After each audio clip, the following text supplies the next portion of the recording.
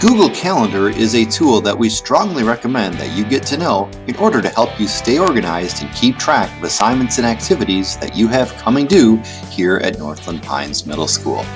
Google Calendar has many different views. Most people choose the weekly view, but you can choose day, monthly, yearly, a schedule view, which is like a list view, as well as a 4-day view.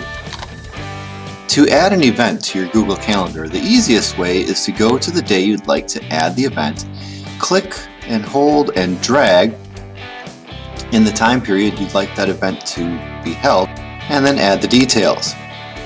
Events can be meetings, but they can also be projects, assignments, and things like that as well.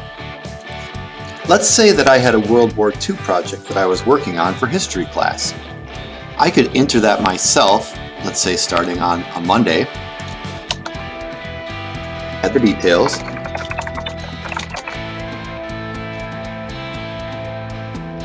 if I was doing something where I was meeting with someone virtually, we could use this option to add a Google Meet video conference link. Now you can do basic setup of a calendar event right here, or a reminder, task, or you can look for appointment slots.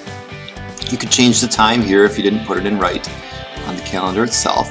And if everything's fine, you can go ahead and hit save. However, there are many more options that you can select to customize your calendar event.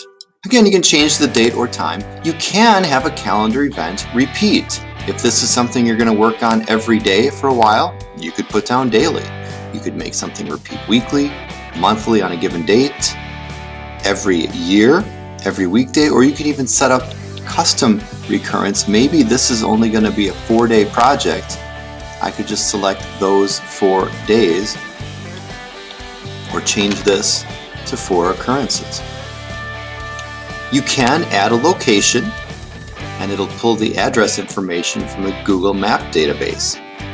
Notifications are important. By default, Google Calendar will give you a 10-minute notification. You can add as many notifications as you'd like. Notifications can be done in the form of a notification, or you can set it up as an email as well. Maybe you'd like to be emailed 8 hours before this project, before you work on the project, or before the due date. Maybe you'd like to be emailed 1 day before the project is due, and so on. If you're someone who uses multiple calendars, you can select which calendar you'd like this to appear on right there. You can also change the color and even a description, which could include an attachment or a link. If you're working on a project with somebody or you'd like to set up a meeting with somebody, you can invite guests right here. When you save your calendar event, it will ask you if you would like to send an invitation email to the guests that you've invited. Most of the time, you should send that. After you hit save, you'll now see the event on your calendar. Again, that was one that I repeated for 4 days.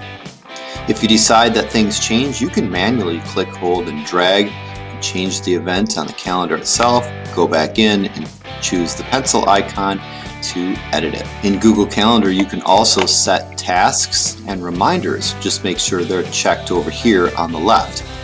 Tasks, once they're set, are also available, sort of like a checklist, over here on the right side of your screen. Just look for the tasks icon.